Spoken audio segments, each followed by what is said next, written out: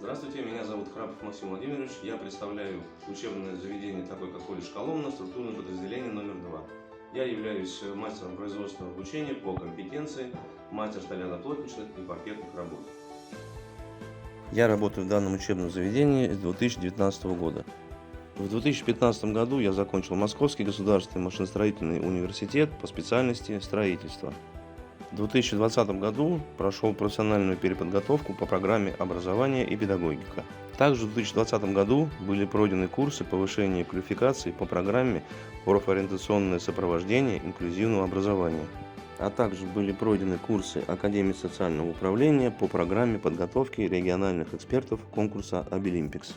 В 2021 году получил свидетельство РКЦ, дающее право на проведение чемпионата FallSkills в рамках своего региона по компетенции кирпичная кладка.